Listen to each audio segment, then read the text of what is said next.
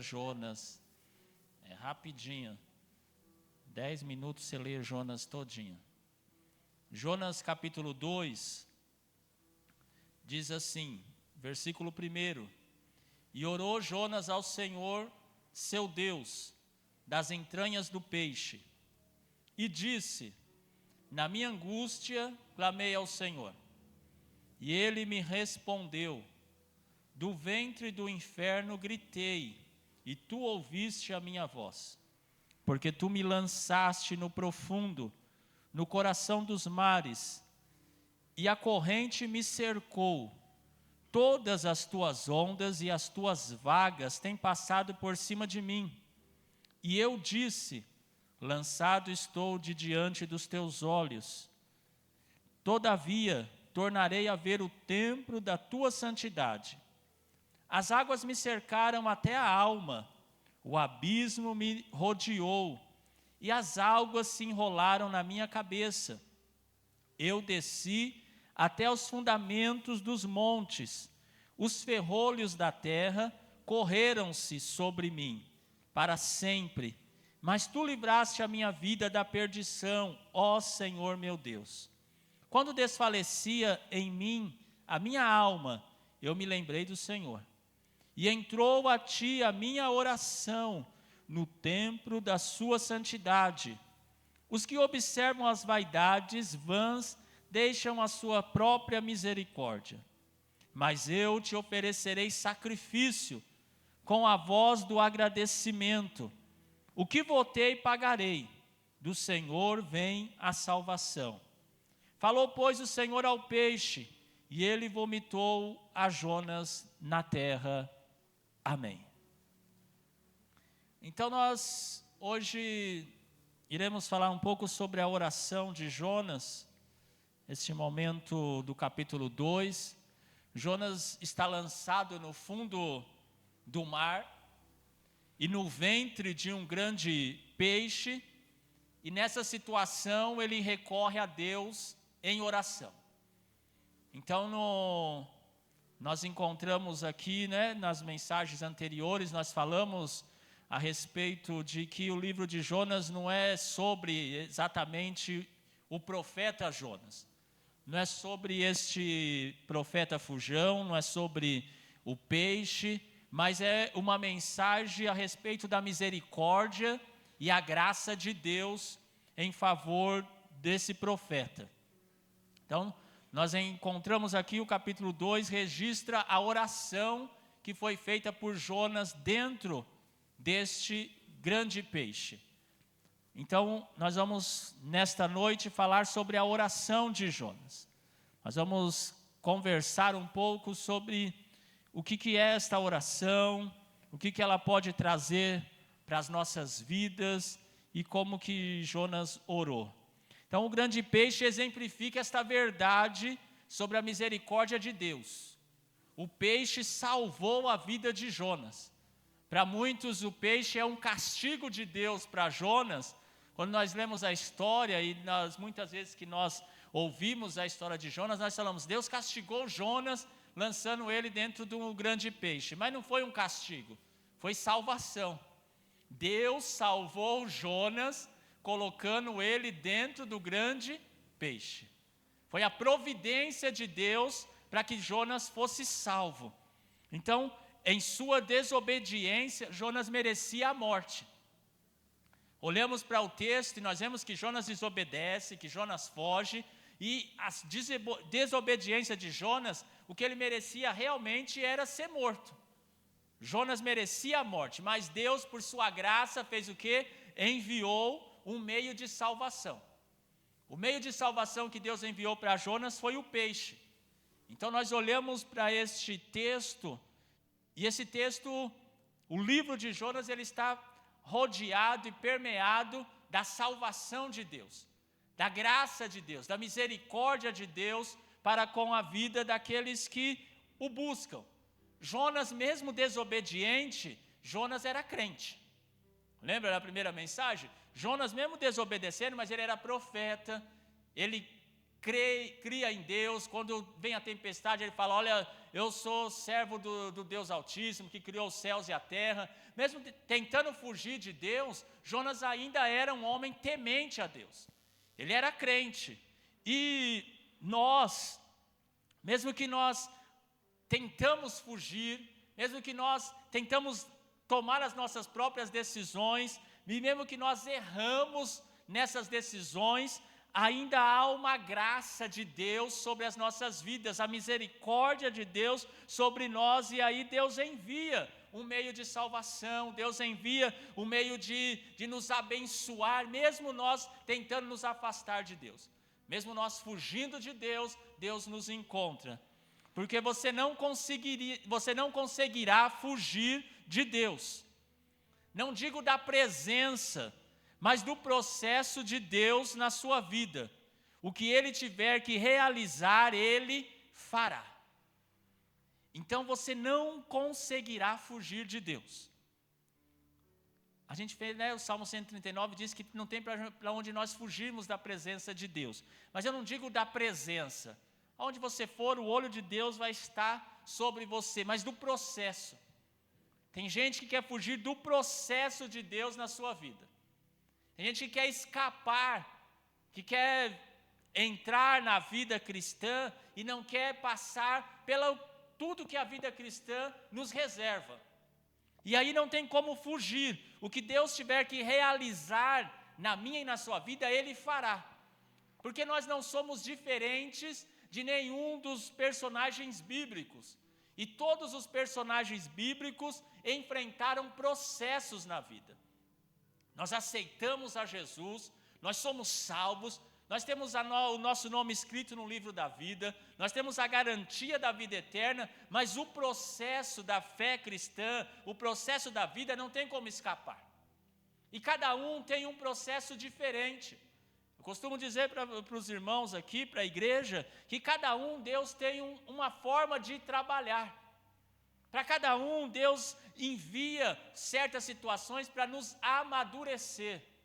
O processo não é para nos matar, o processo não é porque Deus está com raiva de nós, o processo não é porque Deus não nos ama, o processo é para nós amadurecermos. Porque nós só vamos aprender algumas coisas quando nós estamos passando. Você não pode, uma coisa é você falar sobre, olha, Deus livrou alguma coisa, eu estava andando, sabe? E Deus abençoou e livrou. Outra coisa é você estar dentro do problema. E aí é uma coisa você dizer para alguém que Deus livra. Mas outra coisa é quando você vive o livramento. Uma coisa é você dizer para alguém, olha, que está passando por uma enfermidade, você dizer para ele, olha, Deus cura. Crê que Deus pode te libertar, Deus pode te dar saúde. A outra coisa é quando você está doente. Uma coisa é você falar para o outro, olha, Deus está com você aí nesse hospital, Deus vai te ajudar. Outra coisa é quando você está no hospital. O processo é outro. E aí, nesse processo que nós vamos encontrar realmente Deus. É nesses processos da vida que Deus vai se manifestar para nós. E nós só encontramos Deus, nós só encontramos a verdade de Deus quando nós passamos pelos esses processos. E cada um de nós tem um processo diferente. José teve que passar pelo dele, Abraão teve que passar pelo dele, Daniel teve que passar pelo dele, aqueles 3 jovens lá na fornalha tiveram que passar pelo seu processo. Paulo, depois de se converter, teve que passar pelo processo de ficar lá 13 anos escondido na cidade lá de Tarso, onde ninguém sabia. Tinha uma promessa na vida dele, quando ele aceita e se rende a Jesus, ali no caminho de Damasco, e Ananias entra na cidade de Damasco, e Jesus fala para ele, vai lá, está lá o apóstolo Paulo, está lá Saulo de Tarso, que se converteu, você vai lá e diz para ele que ele vai pregar para os gentios, que ele vai ser uma bênção, que ele é um vaso escolhido, que eu o separei para esta obra. Só que Saulo sai, vai para Jerusalém, prega em Damasco, ele imagina que já ia sair pregando. Mas ele falou, não, espera aí, tem um processo. E aí ele vai ficar lá na cidade dele quase 3 anos aí, quando parece que ele está esquecido. A obra começa a ser abençoada lá na cidade de Antioquia, e Barnabé diz, olha, tem um homem lá em Tarso que é ideal para esta obra. Ele vai lá e busca o apóstolo Paulo, insere ele naquela igreja de Antioquia, e o ministério dele vai sendo abençoado, mas tudo porque ele soube passar pelo processo. Muitas pessoas não conseguem atravessar o processo, esse processo de que você não consegue fugir de Deus. O que Deus planejou para a sua vida, Ele irá realizar. E aí, olhando para esse texto de Jonas, o capítulo 2 e a oração dele, não nos surpreende o fato de Jonas ter orado. Não é surpresa Jonas orar. Porque geralmente nós oramos quando estamos em circunstâncias desesperadoras. Já viu? Quando nós estamos passando por problemas difíceis, quando nós vimos que não temos mais solução, o que o crente faz? O crente ora. O crente, quando ele está em situação desesperadora, ele vai orar. Então é isso que Jonas faz, não é de surpreender que Jonas ora. Não é surpresa orar nesses momentos de desespero, porque é exatamente isso que nós fazemos. Quando a circunstância se torna forte e fora do nosso controle, nós oramos. Mas o que nos chama a atenção aqui na oração foi a forma como Jonas orou. A oração de Jonas não é original, ela não é espontânea, mas a sua oração foi retirada completamente dos Salmos. Jonas aprendeu a orar na escola dos Salmos. Se você ler, nós vamos ler aqui linha por linha a oração de Jonas, ele usa termos retirados dos Salmos. Olha lá, na minha angústia, no versículo 2 ele diz, na minha angústia clamei ao Senhor. Esse texto está lá no Salmo 18, e o versículo de número 6, no Salmo 120, e o versículo de número 1. Alguém abre aí e lê para mim, só o 121, para você ver.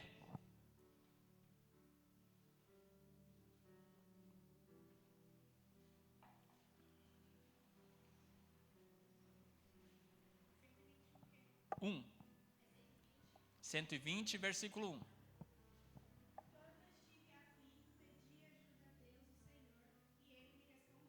Está vendo? Quando eu tive aflito, e outras ações, quando na minha angústia. Então, o Jonas vai usar os salmos para orar. Depois, profundo, na profundeza, o Salmo 18, versículo 4 e 5, Jonas também usa. As tuas ondas e as tuas vagas passaram por cima de mim. Está lá no Salmo 42, o versículo de número 7. De diante dos teus olhos, o Salmo 139, versículo 7 também vai falar isso. Teu santo templo, quando ele usa o santo templo, é o Salmo 5 e o versículo de número 7. As águas me cercaram até a alma, Salmo 69, o versículo de número 2. Então, toda a oração de Jonas, da sepultura, trouxesse a minha vida, está lá no Salmo 30, e o versículo de número 3. Dentro de mim desfalecia a minha alma, o Salmo 142 e o versículo de número 3. No teu santo templo, novamente o Salmo 18 e o versículo de número 6. Ao Senhor pertence a salvação, está lá no Salmo de número 3 e o versículo de número 8. Então, nós vamos ver aqui que Jonas, a oração de Jonas está totalmente baseada nos Salmos. Jonas não ora de forma original nem de forma espontânea, mas ele aprendeu na escola dos Salmos. Isso é interessante, irmãos, porque às vezes nós não oramos, porque a gente fala, eu não estou inspirado para orar. Eu não tenho as palavras certas para orar.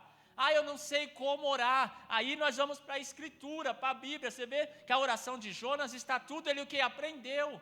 Porque o povo de Israel, os judeus, eles iam para o templo E lá no templo, eles oravam os salmos, eles cantavam os salmos. Então, já fazia parte da vida deles esta oração. Eles entendiam que o salmo era uma forma de oração. Até Jesus lá na cruz, quando ele está para entregar o seu espírito, ele ora dizendo o quê?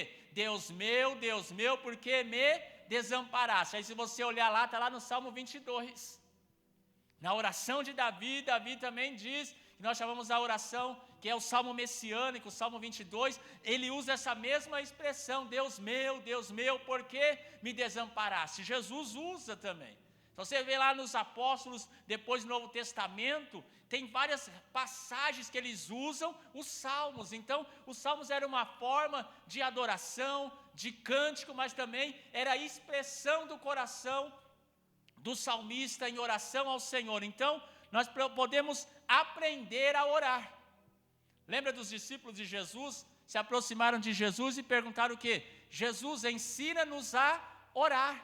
Aí Jesus falou, vou ensinar. Vocês oram, quando vocês orarem, orem assim. Pai nosso que estás no céu, santificado seja o teu nome, venha a nós o vosso reino, seja feita a tua vontade, assim na terra como no céu. Pão nosso de cada dia nos dai hoje. Então, a oração, você pode aprender, você pode entrar na escola da oração. Como fazendo o quê? Através da Bíblia. A Bíblia tem várias orações grandiosas que nós podemos usá-las para a gente orar ao Senhor.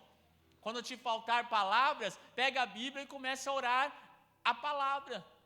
Vê lá a oração de Salomão, vê a oração de Abraão. Para cada situação difícil, tem um salmo que nós podemos usar para orar. Então Jonas, ele aprendeu a orar no livro dos Salmos. E na sua adversidade, ele usou esses salmos e ele compõe toda a oração de Jonas. A outra coisa dessa oração é que a oração de Jonas é um gênero literário bíblico chamado Salmos de Livramento. Esses salmos geralmente começam com um pedido de socorro, faz uma descrição do problema e inclui um agradecimento. Alguns salmos de livramento para que você possa ler depois. Isso daí você consegue ler, enxergar aí, olha lá, Salmo 18, Salmo 20, se você puder anotar aí, depois você chega em casa e esses são salmos que Jonas usou, um salmo de livramento. Então ele vem Salmo 31, Salmo 34, Salmo 39, o Salmo de número 66, 92, 103, 108, 116, o 118, todos esses salmos estão nessa categoria, nesse gênero literário de salmos de livramento, que foi o salmo que Jonas usou para orar. Qual que é a oração, então? Ele faz o quê? Primeiro ele faz uma petição ao Senhor. Olha lá, é um pedido de socorro. Na minha angústia clamei ao Senhor. Aí depois ele vai descrever o problema. Qual que era o problema de Jonas? Olha lá, o versículo 3. Porque tu me lançaste no profundo, no coração dos mares, e a corrente me cercou. Todas as tuas ondas e as tuas vagas têm passado por cima de mim. E eu disse, lançado estou de diante dos teus olhos. Então, o problema de Jonas é esse. Deus o lançou lá no mar, parece que ele foi abandonado. Então, e depois o final termina com o quê? Com um agradecimento. E o final, Jonas faz o quê? Ele agradece só porque o Senhor me livrou. Porque o Senhor me tirou da morte. O Senhor me tirou lá da profundeza. Então, ele vai agradecer, ele vai dizer, olha, eu vou pagar os meus votos. Então, esses salmos são salmos de livramento.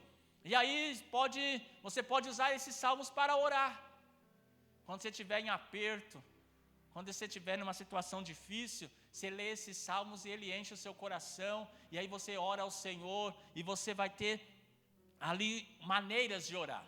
E nós evangélicos, cristãos evangélicos, a gente tem um grande problema com esse salmo em repetir oração. Porque a gente viu lá, Jesus falou, não fazeis vãs repetições, e a gente imagina, os católicos orando lá com o terço, fazendo as repetições de oração, e a gente fala, então a gente não pode orar desse jeito. Mas não é essa vã repetição que Jesus está dizendo. Não é você usar a palavra de Deus, não é você ter um caminho de oração. Esse salmo serve como um caminho de oração para nós. Ele é um farol, ele é uma luz para que nós possamos orar. Já viu que a gente vem orar e a gente só faz assim? Normalmente as nossas orações, aí a pessoa fala, eu não consigo orar, porque ele fala assim, Senhor, abençoa minha família, abençoa minha casa, abençoa meu emprego, quem é casado abençoa meu marido, abençoa meu filho, e pronto. Aí ele fala, já orei por todo mundo. Você vê, a gente vem no culto de oração, aí ele ora 5 minutos e ele fala, não, mas já acabou a minha oração, que eu já orei por todo mundo. E aqui nos Salmos você vai ver que o salmista vai nos ensinar a escola da oração. A oração, ela é aprendida. Nós devemos aprender a orar. E aprendemos a orar aonde? Nas Escrituras. Se você vai ler várias passagens, você vai ler lá o livro de Neemias, tem lá Neemias orando, começa engrandecendo a Deus, falando da grandeza de Deus, dos feitos de Deus, do que Deus fez no passado para o povo de Israel, e ali ele vai criando uma oração, até chegar a hora dele pedir, faz confissão de pecado. Então você vai aprendendo a orar através das grandes orações da Bíblia. Então não desista de orar. Não desista de buscar a presença do Senhor, porque é através das orações que Deus se manifesta no nosso meio. Então eles estão acostumados, os judeus estão acostumados a orar através dos salmos. Agora, olhando para esse capítulo, com tudo isso em mente que nós trouxemos aqui para introduzir a mensagem nesta noite, nós podemos extrair algumas lições para a nossa vida dentro desta passagem da oração de Jonas. A primeira coisa que eu quero falar e que esse texto nos ensina é que o fracasso pode nos levar de volta a Deus. Olhando para esse texto de Jonas, olhando para esse momento que Jonas está, o fracasso pode nos levar de volta a Deus. Deus usa os nossos fracassos para nos levar de volta à presença dEle. Em todo o percurso que Jonas percorreu até agora, e que ele está tentando fugir da presença de Deus, ao ouvir que ele devia ir a Nínive, o que ele faz? Ele foge, e aí nessa fuga, Jonas começa o quê? Uma escalada para o fim. Você pega Jonas, ele só vai descendo. A vida de Jonas, a partir do momento que ele resolve fugir de Deus, a vida de Jonas é marcada por descida. Ele desce para Jope, ele desce para o porto, do porto ele desce para o navio, do navio ele desce para o porão, do porão ele desce para o mar, e do mar ele desce para o fundo da barriga do peixe. Então, essa é uma escalada, e lá no fundo da barriga do peixe é o fim para Jonas. E o entendimento de Jonas é exatamente esse. Ele diz, olha, na minha angústia clamei ao Senhor, e Ele me respondeu. Do ventre do inferno gritei e ouviste a minha voz. Para Jonas, essa situação que ele está lá no fundo do peixe é o final. Para ele havia acabado. Se você ler aqui no verso de número 6, ele diz, olha, eu desci até os fundamentos dos montes, os ferrolhos da terra correram-se sobre mim para sempre, mas tu livraste a minha vida da perdição, ó Senhor meu Deus. Então, o Jonas, para o povo daquela época, para os judeus, para os israelitas daquele tempo, eles imaginavam que o inferno estava no fundo dos mares, e os montes também, o fundamento dos montes estava lá no fundo dos mares, e quando você chegava neste ponto, é porque você tinha chegado no final da sua vida. Então é isso que Jonas está dizendo, olha, eu cheguei no final, e ele diz, olha, aqui nós vamos terminar. Eles diziam, tinha no imaginário deles que a pessoa, quando chegasse nesse processo de morte, atravessava uma porta, e essa porta era fechada com um ferrolho, e de lá ninguém mais voltava. E é isso que Jonas está dizendo, olha, os ferrolhos estão sobre mim. Correram-se sobre mim os ferrolhos da terra. Então, Jonas está com esse imaginário, eu vou morrer. Lá no navio, quando ele é lançado, o que Jonas imagina é isso, para mim acabou. É o fracasso total, é a minha morte. Mas nesse processo que ele está dizendo que acabou para ele, que eu vou morrer, Deus envia um meio de salvação que é o peixe. E é lá no peixe, quando ele olha e está dentro do ventre desse peixe, e ele diz, opa, sobrevivi. Não morri, estou vivo, então agora eu vou fazer o quê? Vou orar. E é nesses fracassos que a gente busca ao Senhor. Quando os marinheiros pedem para que Jonas, você percebe que Jonas não ora. Quando ele sai lá da sua cidade para fugir para Jope, tentando fugir de Deus, Jonas não ora. Quando ele entra no barco, Jonas não ora. Quando os marinheiros acordam ele e diz, olha, ora ao seu Deus, Jonas não ora. Jonas não quer saber de Deus, Jonas não quer orar. Jonas está fugindo, mas quando ele chegou no fundo do poço, quando ele chegou no seu último limite, no fracasso total, aí que Jonas lembrou que ele precisava orar. Quando Jonas está ali onde não tinha mais nenhum recurso, Jonas disse, agora é a hora de orar. É hora de buscar a Deus. E às vezes, irmãos, nós também passamos por exatamente isso. Nós olhamos para todos os lados e nós tentamos resolver a vida da nossa maneira. Nós vamos levando de um lado para o outro, mas quando nós não vemos mais solução, quando nós não vemos mais saída, quando nós chegamos lá no final de todas as coisas, aí é hora de olhar para o céu e pedir a misericórdia de Deus, é hora de orar ao Senhor. E muitas vezes nós só oramos quando estamos em aperto. Tem gente que só ora quando está em aperto, quando todos os seus recursos acabam. Quando ele não consegue mais ver nada de solução, aí nós vamos aprender a depender exclusivamente de Deus. Quando nós não temos mais recursos em nós mesmos, quando as nossas forças se acabam, aí nós vamos recorrer a Deus e aí nós vamos fazer o quê? Orar.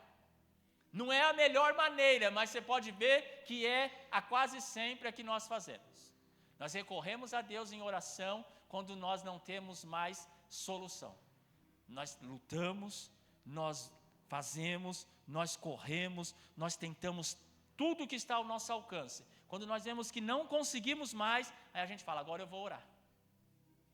Quando termina todos os nossos recursos, a gente diz, agora está na hora de orar.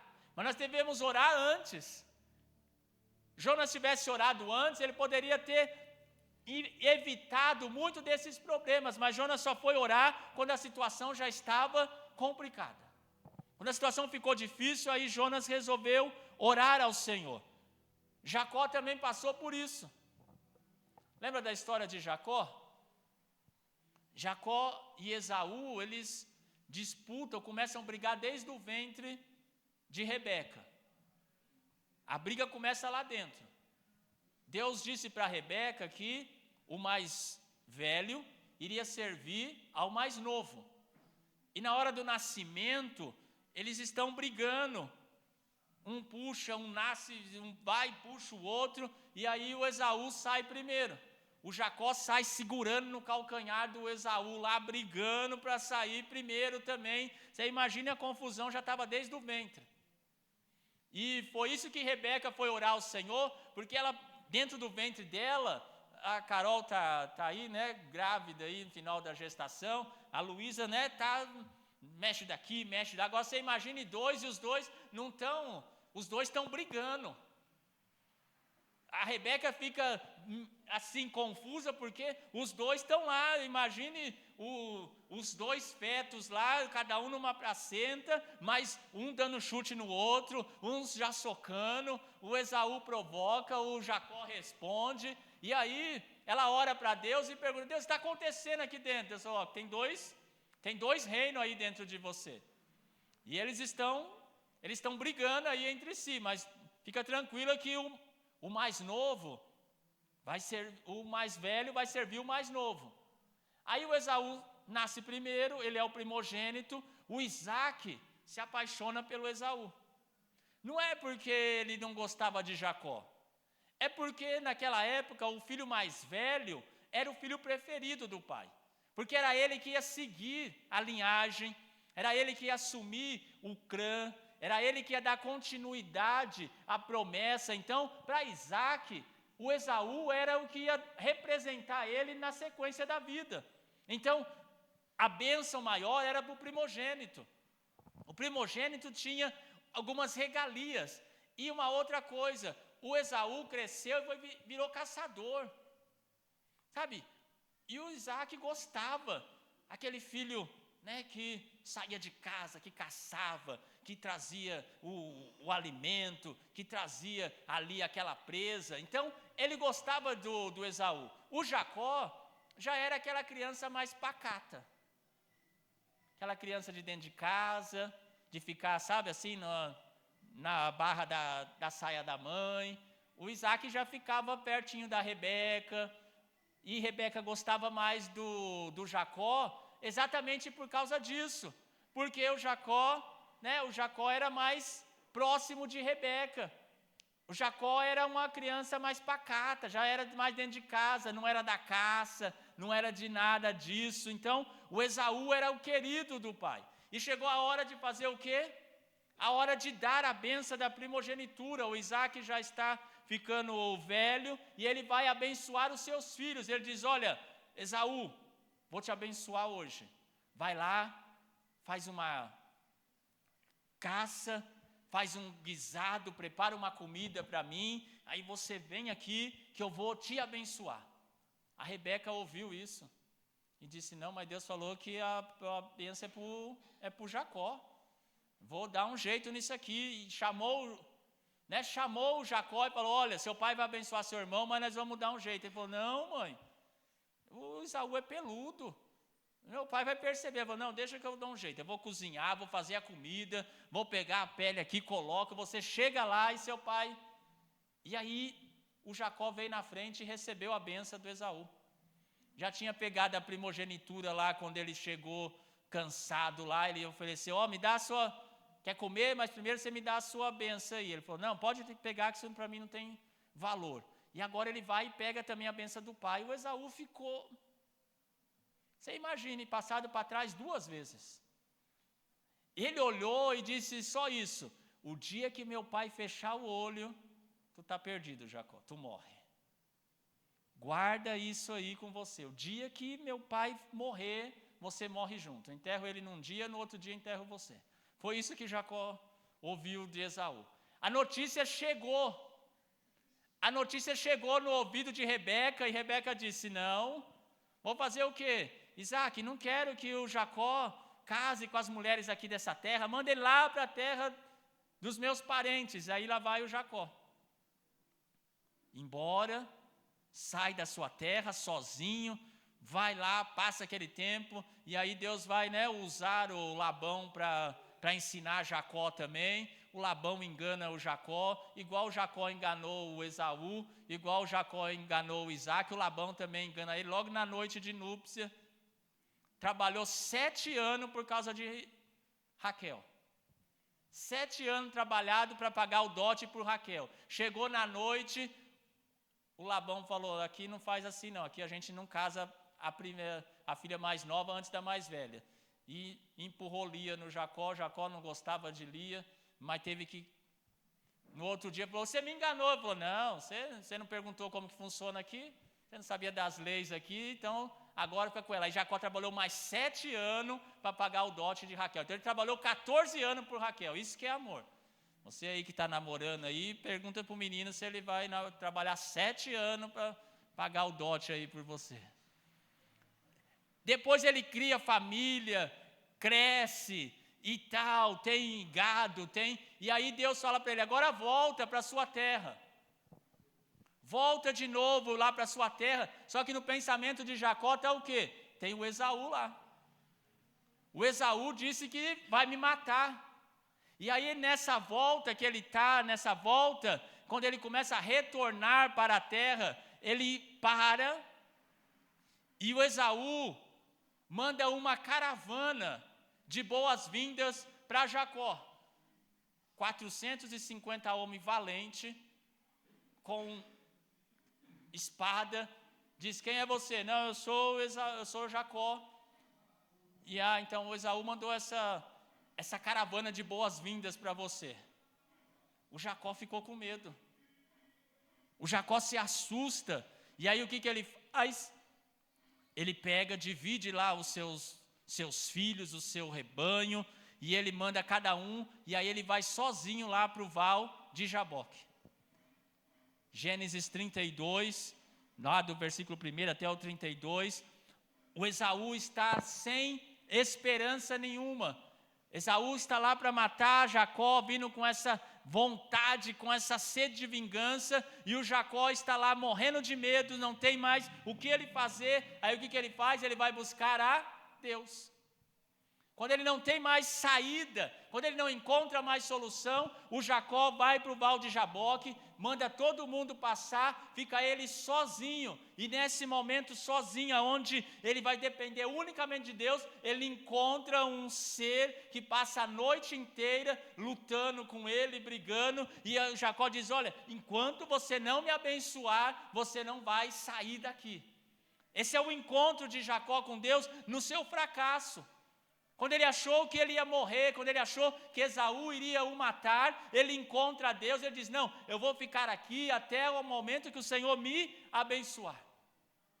E pela manhã, Deus toca em Jacó, Jacó sai mancando, mas sai abençoado. Deus diz para ele, olha, como é seu nome? Jacó, a partir de hoje você não chama mais Jacó, mas você vai se chamar Israel.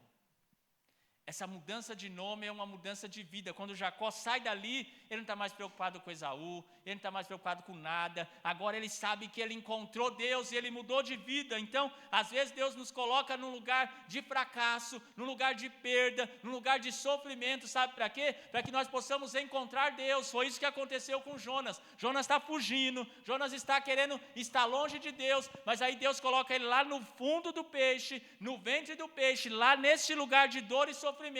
Aí Jonas começa a olhar para o céu, e a oração dele é exatamente essa: Senhor, na minha angústia eu clamei ao Senhor.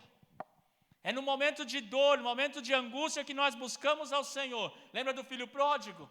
A mesma situação, saiu da casa do pai, não volto mais aqui, não quero viver com o Senhor, mas quando ele perdeu tudo, quando ele percebeu que gastou tudo o que ele tinha, que ele não tinha mais riqueza, que ele só tinha passando necessidade, passando fome, o que aconteceu com ele?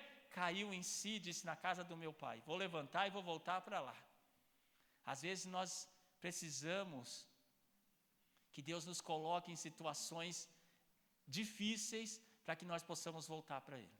Às vezes nós precisamos fracassar em algumas áreas da nossa vida para a gente entender que nós dependemos única e exclusivamente de Deus. Porque às vezes no nosso orgulho nós vamos caminhando, desobedecendo, tomando as nossas decisões, mas o Senhor ainda na sua infinita misericórdia e graça, isso que é graça, mesmo a gente tentando se afastar de Deus, Deus nos usa, Deus nos faz um meio de nos salvar, mesmo nós não querendo, mas Deus prepara um ambiente para nos salvar, e às vezes o ambiente é de aperto, às vezes Deus prepara um ambiente de dor, mas esse ambiente de dor é um ambiente de salvação para nós, mesmo esse ambiente que você olha e diz que, o que está acontecendo comigo? É salvação de Deus, sabe, porque dificilmente nós encontramos Deus nos pontos altos da nossa vida.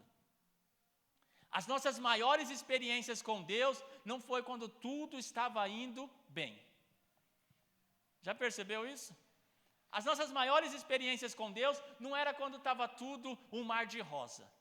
Quando você tinha emprego, quando você tinha saúde boa, quando você estava lá, não tem ninguém te perseguindo, quando a vida está boa, dificilmente a gente tem essas experiências com Deus. Mas quando a coisa aperta, quando a coisa fica difícil, aí nós recorremos para quem? Para Deus, e aí Deus se manifesta, como já foi cantado, já como foi lido no início aqui, a palavra de abertura do nosso irmão Erasmo. Você vê que quando Deus se manifestou para Abraão, não foi no momento bom.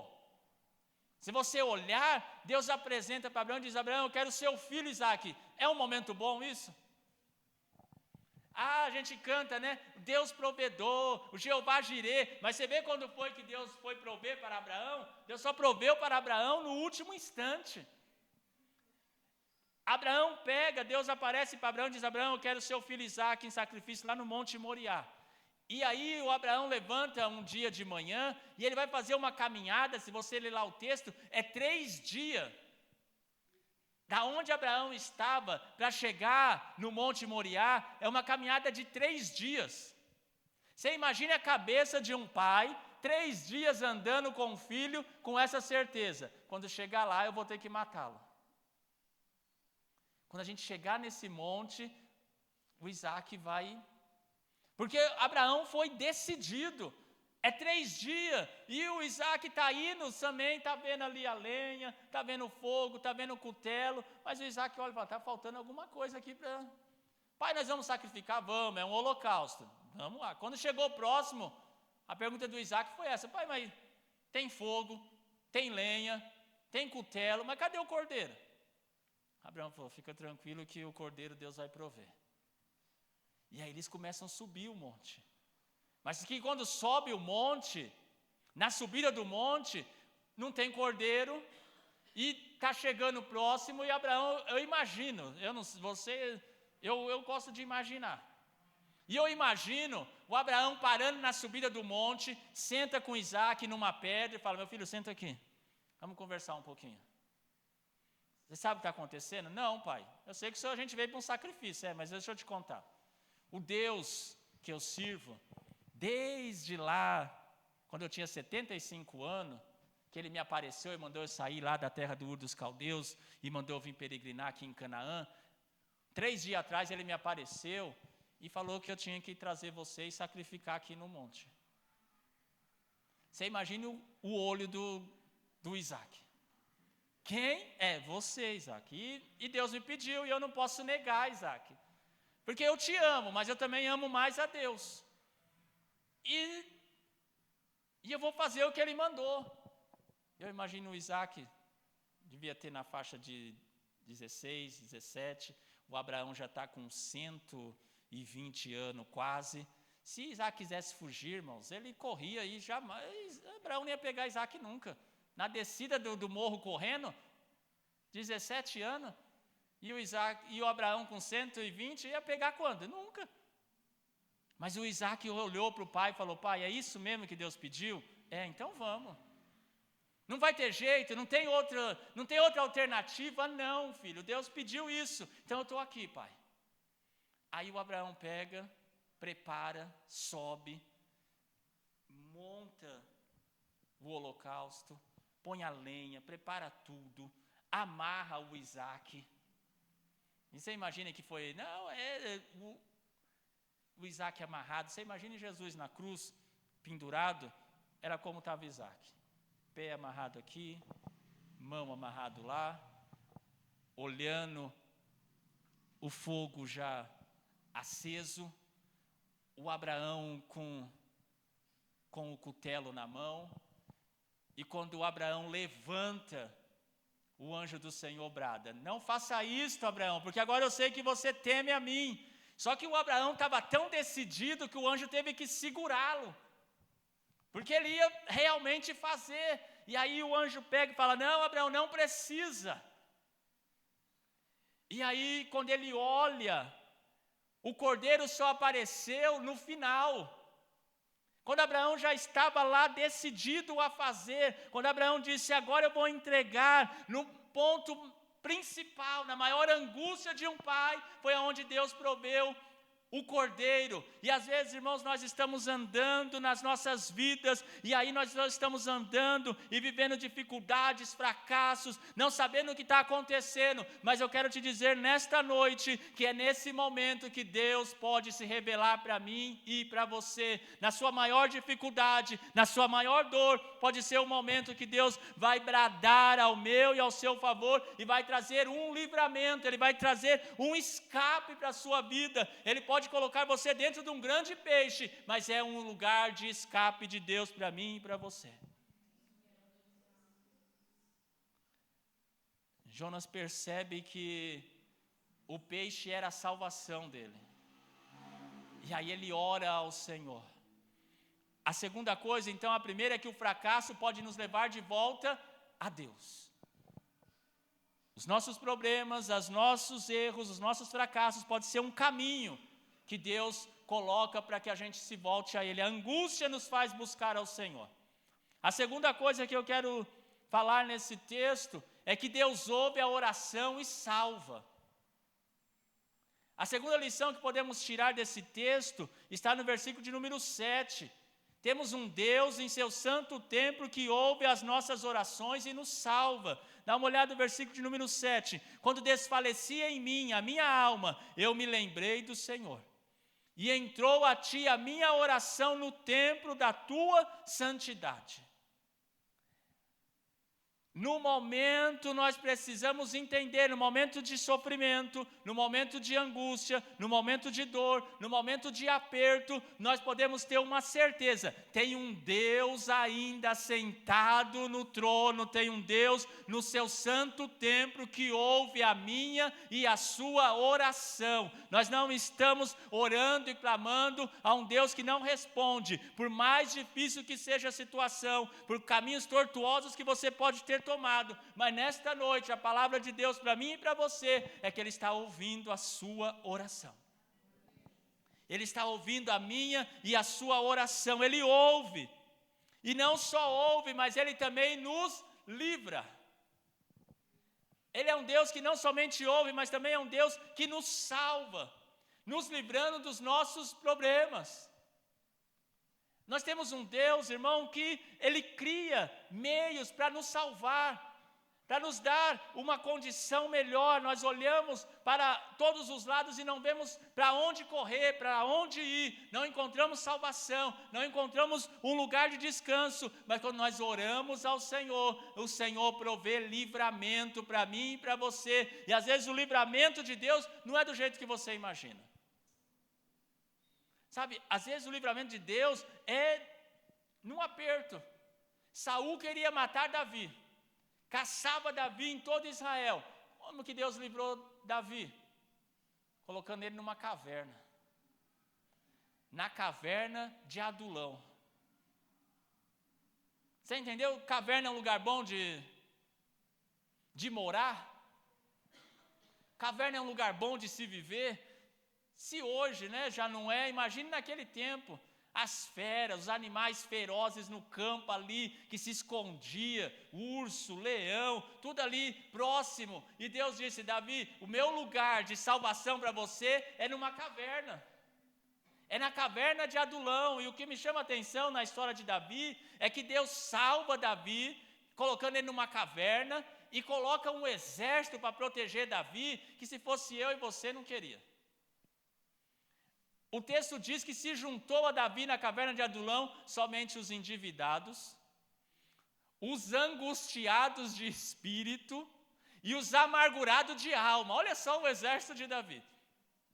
Endividado, angustiado e amargurado. Você imagina, o camarada está fugindo, o rapaz está lá escondido, tentando sobreviver, aí chega um amargurado. Já ficou perto de uma pessoa amargurada?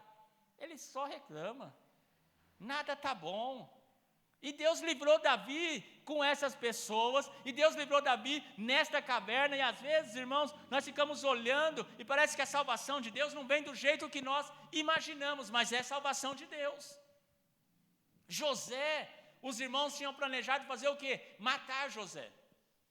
O planejamento era o quê? Acabar com a vida de José. Aí um deles chegou, não lembro se é Simeão, e diz, não vamos fazer isso com ele, vamos jogar ele dentro de uma cova. E ao lançar o José na cova, ele preservou a vida de José. Mas você imagina José dentro de um poço, lameado, olhando lá de baixo, os irmãos sentados, ele dizendo, meus irmãos querem me matar.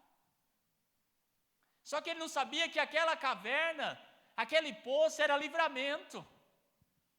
Depois vem uma caravana de midianitas passando, os irmãos olham um para o outro e falam, não, para que nós vamos matar ele? Vamos ganhar um dinheiro com ele, vamos vender. Para José estava tudo acabado, mas a caravana dos midianitas era salvação, era libertação, era plano de Deus. Então talvez você possa estar olhando para esse sofrimento de hoje, para essa dor de hoje, sem entender nada, mas esse lugar que você está, essa dor que você está passando, pode ser a salvação de Deus para a sua vida, pode ser um projeto de Deus, para que você consiga sair dessa situação e encontrar paz, e para você buscar ao Senhor, para que você volte-se ao Senhor e consiga encontrar nele salvação, para que você ore com essa certeza. Nesse lugar de dor, é o lugar que Deus está te colocando para que você busque a Ele, para que você ore a Ele, porque Ele vai te dar salvação, Ele vai te ajudar. E é uma outra coisa, às vezes, irmãos, a gente prega e diz, olha, Deus vai te livrar, Deus vai tirar você desse sofrimento, Deus vai te dar uma solução, vai acabar com isso. Às vezes não acontece nada disso. Já ouviu?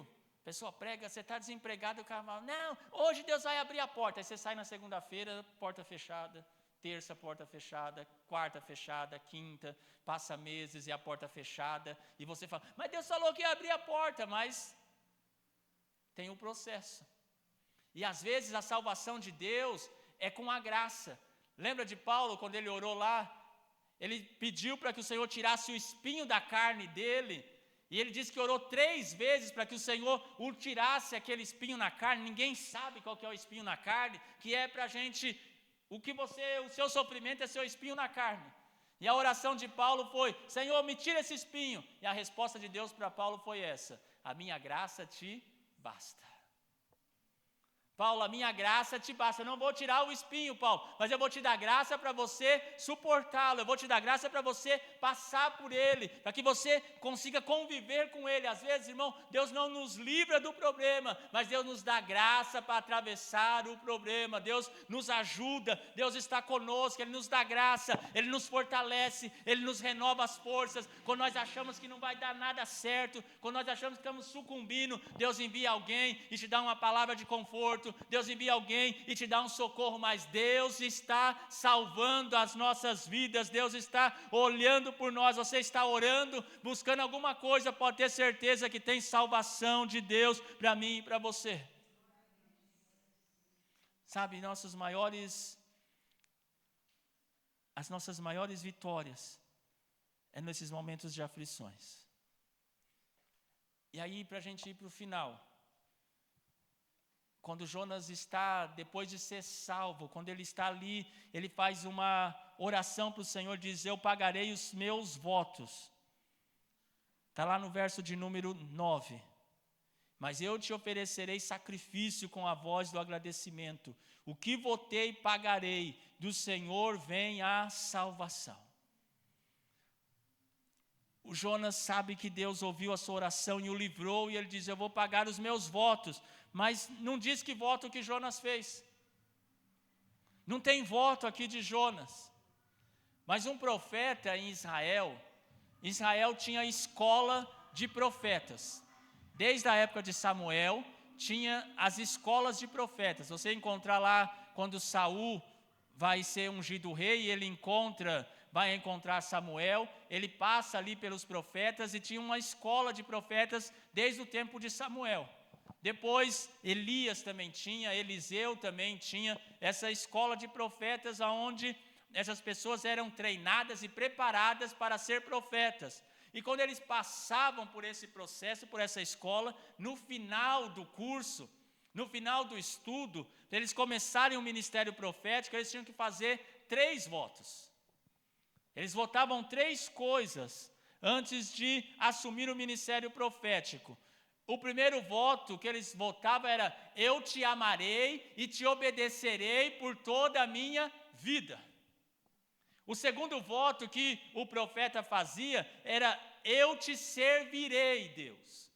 E o terceiro voto era, eu morrerei por ti. Então, antes de assumir o ministério profético, um profeta tinha que fazer esses 3 votos. Olha, eu te obedecerei, eu te amarei e te obedecerei por toda a minha vida. Eu te servirei e eu morrerei por ti. Jonas tinha fugido de todos esses. O que ele fez? Fugiu para não obedecer a Deus. Morrer por causa de Deus, de jeito nenhum, eu vou embora daqui. Eu vou chegar na cidade de Nínive, vão me matar, não quero morrer não. Então ele quebrou todos os votos. Agora ele olha nesse momento de aflição e diz, olha, eu vou cumprir o que? Os meus votos. Ele volta quando ele é livre, quando Deus o salva. O Jonas olha e diz, agora eu vou fazer o quê? Eu vou cumprir os meus votos, eu vou voltar lá e eu vou obedecer. Depois, na próxima semana, nós vamos ver que Jonas, né, mesmo obedecendo, mas com raiva no coração, mas ele diz, olha, eu vou cumprir os meus votos. E aqui, irmãos, nós precisamos fazer uma reflexão para a gente finalizar. Nós precisamos voltar a votar. Precisamos voltar a votar. Lembra, os irmãos mais antigos aqui vão lembrar. O crente fazia voto para tudo. Lembra? Senhor, estou desempregado, eu voto que se o Senhor me abrir uma porta de emprego, tinha uns mais malucos, que o primeiro salário eu dou todo na igreja. Se o Senhor me der uma porta de emprego, o primeiro salário eu dou todo na igreja. Outros, eu vou dar um culto de ação de graça. Eu voto, Senhor, olha, se o Senhor me der uma casa, se o Senhor me der um carro, e faziam-se votos. Agora hoje a gente não usa mais voto. Não se vota mais nada. A gente não tem mais esse anseio de pedir, que a gente fala, então não é barganha com Deus, mas o Senhor disse para a gente fazer votos, e o Senhor honra quando nós fazemos os nossos votos, e depois quando nós cumprimos os nossos votos. Então, a minha chamada para você nessa noite é que você, nesse momento de dor, de aflição, faça um voto com Deus. Senhor, se o Senhor me abençoar, se o Senhor me fizer isso, lembra de Jacó, quando ele estava indo, ele disse, olha, naquela pedra, se o Senhor me abençoar, se o Senhor for comigo, se eu voltar, se o Senhor me prosperar, eu vou dar o dízimo de tudo quanto eu ganhar. Jacó votou. Nós precisamos fazer votos ao Senhor novamente. Eu e você precisamos, na hora das aflições, faça um voto a Deus. E aí, se você fez voto, você precisa cumprir. Sabe, tem gente que na hora da aflição, ele vota, Senhor, olha, eu já vi, a gente veio da Assembleia, tinha umas irmãzinhas que contavam de aflição, elas usavam calça, aí quando estava passando a aflição, falavam, Senhor, olha, se o Senhor me abençoar, eu não uso mais calça. A partir de hoje, quando o Senhor me abençoar, eu não uso mais calça. Aí, era abençoada, passava o probleminha, daqui a pouco você olhava a irmãzinha, estava lá de novo. Então tem gente que faz uns votos meio maluco. Lembra do voto de Jefité? Jefité fez um voto que a primeira pessoa que sair da minha casa, depois que eu vencer, eu vou sacrificar em holocausto ao Senhor. Quem saiu foi a filha dele.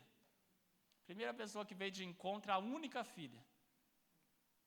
Então, preste atenção no que você vai votar, mas faça um voto com Deus. Senhor, eu vou fazer um voto de ser um dizimista fiel.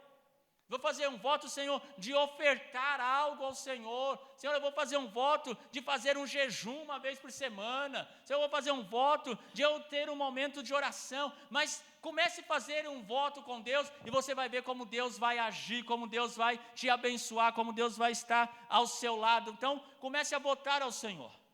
Porque quando nós votamos, Deus se levanta ao nosso favor. Deus ouve, Deus se agrada. Então, o Jonas disse, eu pagarei os meus votos. Sabe, vamos voltar a fazer cultos de ação de graça. Não tem mais.